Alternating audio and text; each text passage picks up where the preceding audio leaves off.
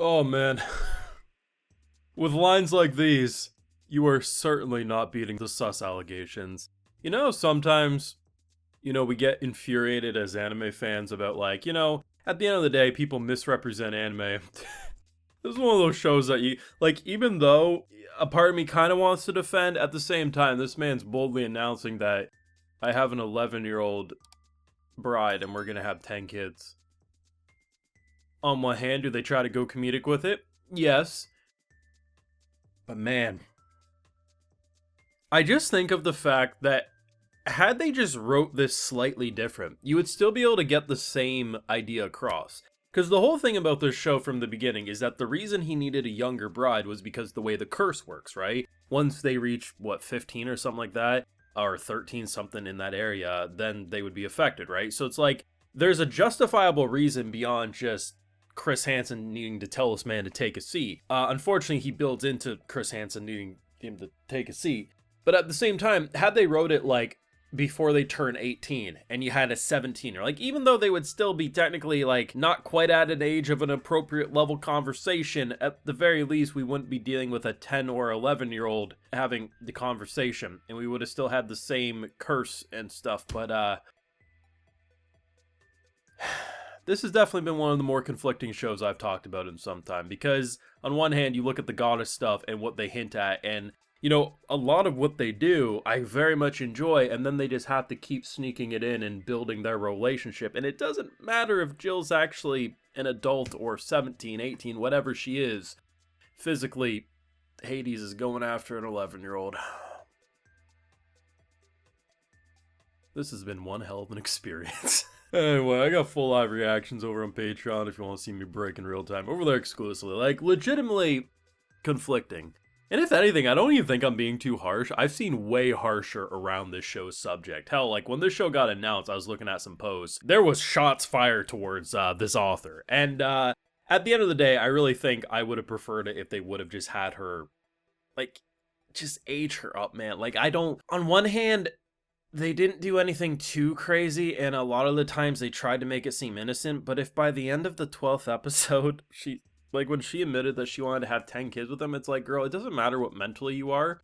You're at a physical body that this man, even if he waits, it's just, he ain't escaping the grooming allegations. Even if they went silly with it, it weirds me out. It really does. And there's gonna be, I feel like the comments are gonna be like divided by thirds. One are gonna say I'm overreacting, just deal with it, it's not real, which, just push those out of the way. 1/3 probably in the same ballpark, and then 1/3 saying I'm not being harsh enough.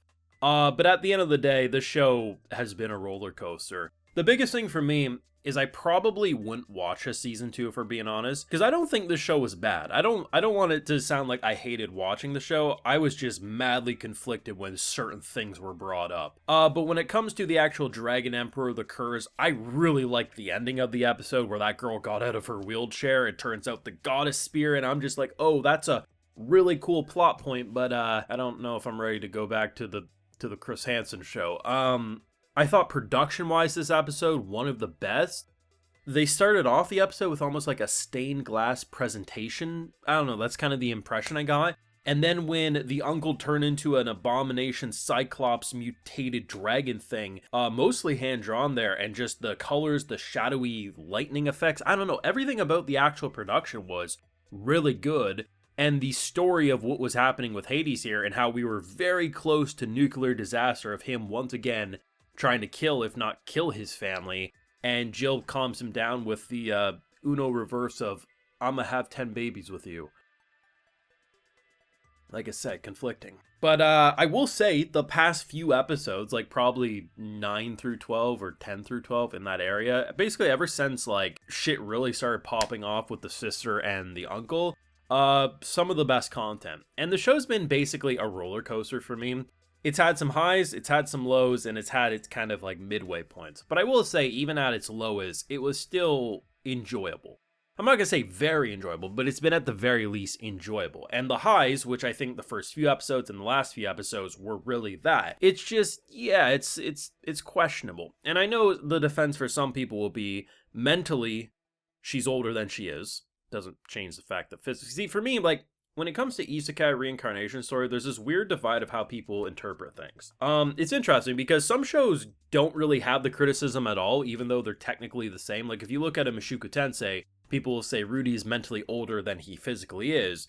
But then when you look at stuff like reincarnated as an aristocrat, same thing, but no one really criticizes him for doing pretty much the same thing. I guess just because he's not as creepy as Rudy, I don't know. To me, it's like, mentally, yes, you may have your physical memories, but like, I just imagine myself like, if we were reborn and reincarnated, are we supposed to wait to even experience anything? Like, I don't know. It's a weird thing because at the end of the day, I think it's just kind of situational.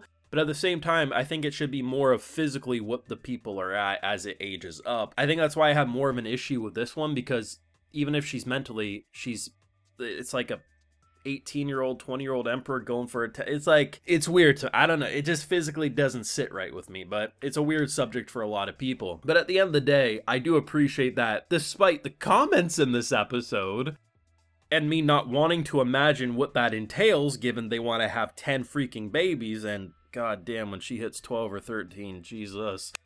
At the end of the day, I appreciate for the most part it was him holding her or sitting on, like, they didn't go too crazy with it. But yeah, like, I'm not gonna lie and sit here and say, damn, I love that, because no, it was weird as shit. Like, there's no other way to put it. It was weird as shit. And I know I'm not alone saying that. But I have seen people say, even when I brought this up before, that I'm overreacting, or it's like, I just don't see what we gain by defending that, personally. Call me crazy. The best parts of the show were really its world building and the story of the royal family stuff.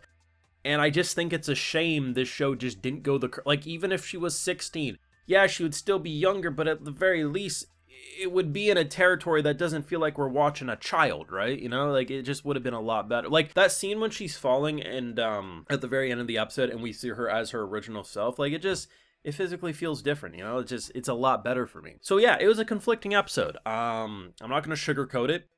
I'm glad I didn't decide to watch this on Christmas. Like, if it was a ReZero or something, I would have made a video on Christmas. But I've said, hey, you know, I like the show, but we'll watch it on Thursday. And yeah, I think that was for the best. They made a season 2. I might peek it, but I think this might be a good time to tap out. Don't regret watching the show. I enjoyed what I had, and I think it's a decent stopping point, and I can kind of headcanon where things go from here. But I don't know. Maybe some people say I'm overreacting, maybe some people say I'm underreacting, or maybe some people say I'm spot on. All I know is, I like the show, but this is one of those shows that you can't really defend to the general public, and I can't say I blame them. Yeah, so you let me know your thoughts. What did you think? Definitely think the best part of the episode was when Hades was striking down his uncle, and the end of the episode with Jill confronting that princess. She had some death glares for days.